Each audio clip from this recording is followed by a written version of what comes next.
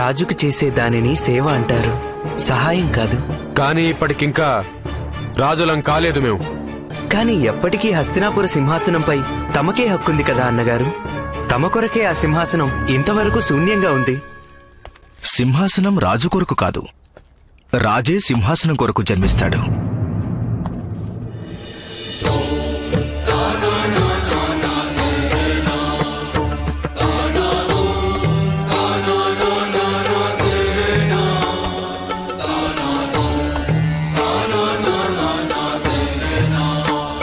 ప్రణామం పెద్దన్నగారు, ప్రణామం. ఇక ఎవరు సింహాసనం అధిష్ఠించేది, ఈ విషయాన్ని వ్యక్తి యోగ్యతలే నిర్ణయిస్తాయి సోదరా పాండు.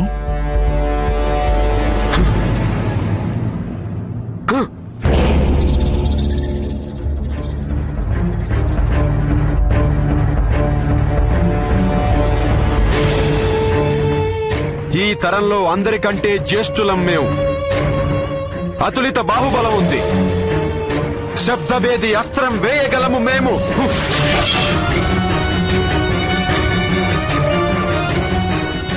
శస్త్ర ప్రయోగ నిపుణులం. శాస్త్రాలన్నీ కంఠస్థం చేశాం. ఇవన్నీ తెలిసి కూడా మా యోగ్యతని ప్రశ్నిస్తున్నావా నువ్వు?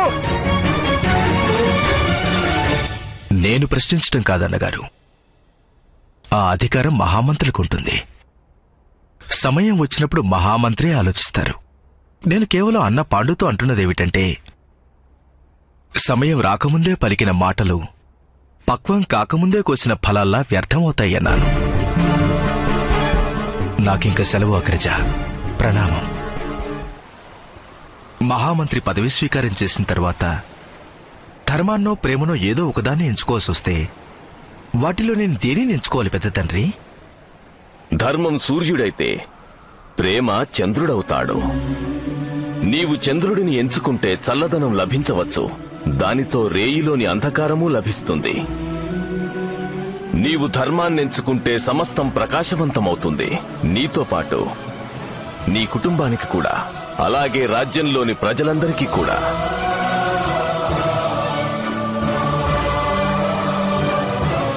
వెళ్ళు విదురా, మహామంత్రి పదవిని స్వీకరించు. ధర్మ మార్గాన నీ కర్తవ్యాన్ని నిర్వహించు విదురా. మీ ఆజ్ఞ పెద్ద తండ్రి. ప్రణామం. ఆయుష్మాన్ భవ.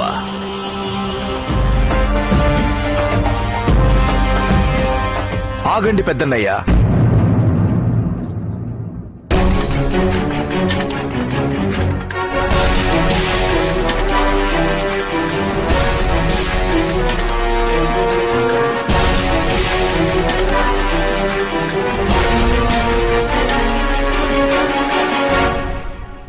మహామంత్రి విదురా, ఈ విధంగా అపశకనం పలకడానికి కారణం ఒకటే రాజమాత.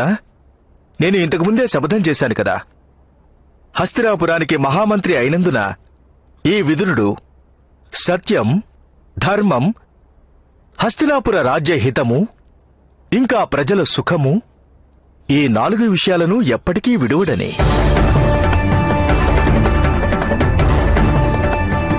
నా స్నేహ సంబంధాలు మంత్రిగా నాకు అముఖ్యమైనవే. అందుకనే రాజమాత, ఈ అధర్మాన్ని అడ్డుకోవడం నాకు అనివార్యమైంది. ఏమిటి ఆ అధర్మం మహామంత్రి? ఈ రాజ్యాభిషేకం రాజమాత. ఈ రాజ్యాభిషేకం ధర్మానికి విరుద్ధం. జన్మతః నేత్రహీనుడైన వ్యక్తి రాజు కావడానికి యోగ్యుడు కాడు.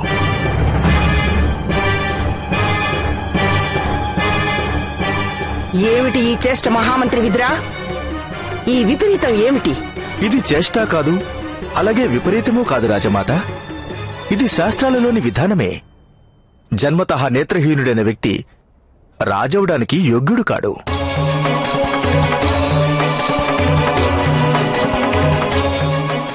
ధర్మం అప్పుడప్పుడు కఠినంగా ఉంటుంది రాజమాత. బహుజనుల సుఖం కొరకు వ్యక్తిగత బలిదానాన్ని కోరుతుంది ధర్మం. ఈ మాటలు నీవు ఇప్పుడు చెబుతున్నావా విదురా? ఈ రాజ్యాభిషేకం గురించి నీకు ముందు నుండే తెలుసు కదా. అప్పుడు ధర్మం స్ఫురణకు రాలేదా? ధర్మం మనుషుల స్థాయిని బట్టి మారుతుంది రాజమాత. ధర్మం మారుతుందా? ఇది మేము మొదటి పర్యాయం వింటున్నాం. స్వార్థం మారుతుందనైతే విన్నాం మేము, కాని ధర్మం? అవునులే, హస్తినాపురం చాలా పెద్ద రాజ్యం కదా, ఇక్కడ నియమాలు భిన్నంగా ఉండవచ్చు. యువరాజా శకుని, మా కుటుంబ సంబంధిత విషయాల్లో మాట్లాడేందుకు మీకు ఎటువంటి హక్కు లేదు. క్షమించాలి మహామహితాత్మ భీష్మ, క్షమించాలి. సోదరి పక్షం వహించి మాట్లాడేందుకు సోదరునికి హక్కు ఉంటుంది కదా.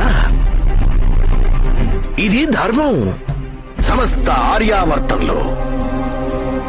హస్తినాపురంలో ఈ ధర్మం ఉందో మారిపోయిందో, ఈ విషయాన్ని ధర్మఛత్రాన్ని ధరించిన మహాజ్ఞానము విద్వత్తు ఉన్న విదురులే చెప్పాలి. తమరి ప్రశ్నకు సమాధానము నేను ఇవ్వగలను. మా పెద్దన్నయ్యలో ఎట్టి దోషాన్ని చూడకపోవడం ఒక అనుజుని ధర్మం అవుతుంది.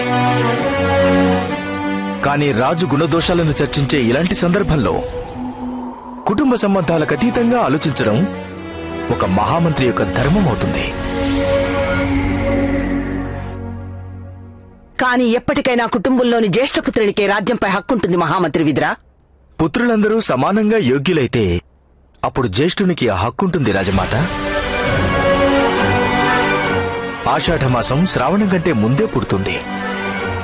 మరైతే గొప్పతనమంతా శ్రావణానికే దక్కుతుంది. ఎందుకంటే శ్రావణమందే అత్యధిక వర్షాలు కురుస్తాయి. వయస్సు గుణాలలో ఏదో ఒకదాన్ని ఎంచుకోవాల్సి వస్తే అప్పుడు గుణాలనే ఎంచుకోవడం అనివార్యమవుతుంది రాజమాత.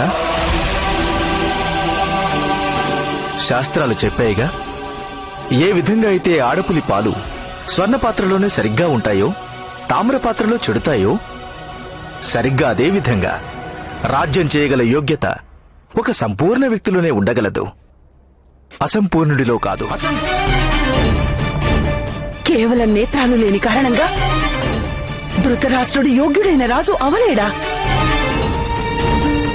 దీనిని మేము ఆమోదించలేం మహామంత్రి విదురా. దృష్టి అనేది రాజు యొక్క ప్రథమాయుధమవుతుంది రాజమాత. ఒక రాజుకు ముఖభావాలతో తన సభాసదుల ఆంతర్యాన్ని గ్రహించే శక్తి ఉండాలి. అతడు రాజ్యంలోనే దాగిన శత్రువుల్ని కనుగొనగలగాలి.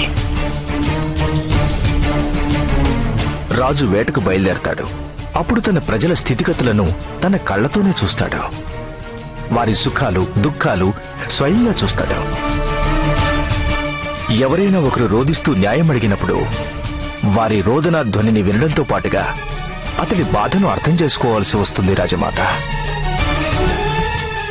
ఒక నేత్రహీనుడైన వ్యక్తి ఇవన్నీ ఎలా చేయగలడు? నీవు చెప్పిన ఈ కార్యాలకి మహామంత్రి, సేనాపతి, మంత్రిమండలి వీరంతా ఉంటారుగా మహామంత్రి విదురా. క్షమించండి రాజమాత. మహామంత్రి, మంత్రిమండలి, సేనాపతి తదితరులు వీరంతా రాజుకు కేవలం అనుచరులే. రాజుకు వెనుక నడవడం వీరి కర్తవ్యం. ఏ దేశం యొక్క రాజు అశక్తుడవుతాడో ఆ దేశంలో మంత్రిమండలి, ప్రజలు వీరంతా తెలివి మీరుతారు. అసలు ధర్మం చెప్పేదేమంటే సంపూర్ణుడు సర్వగుణ సంపన్నుడు కావడమనేది ఒక రాజు యొక్క అతి ముఖ్య బాధ్యత. అది తమరే కదా విదుర మహాశయ. తమరే రాజు కావడానికి యోగ్యులు అని తమరు భావిస్తున్నారు కదూ? గాంధార యువరాజా,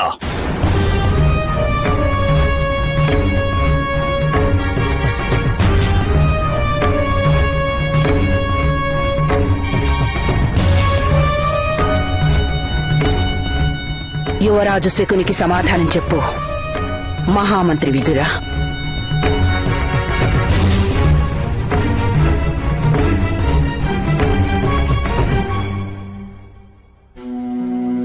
కంటకాల కార్యం వృక్షానికి రక్షణ కల్పించడమే రాజమాత.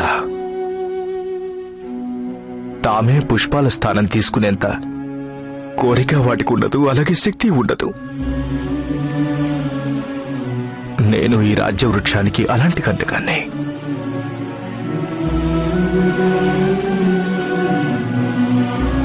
ఎప్పుడు రాజ్యహితం గురించిన ప్రశ్న వచ్చినా నేను తప్పక లేచి నిలుస్తాను. నాకిది తెలుసు, ఈశ్వరునికి పుష్పాలే అర్పించబడతాయని. కానీ ముళ్ళని ముందే తొలగించి విసిరివేస్తారు. మరైతే నాకు అందుకే బాధ లేదు. కంటకమయ్యేటటువంటి ప్రధాన బాధ్యత నేను ఎప్పటికీ నిర్వహిస్తూనే ఉంటాను.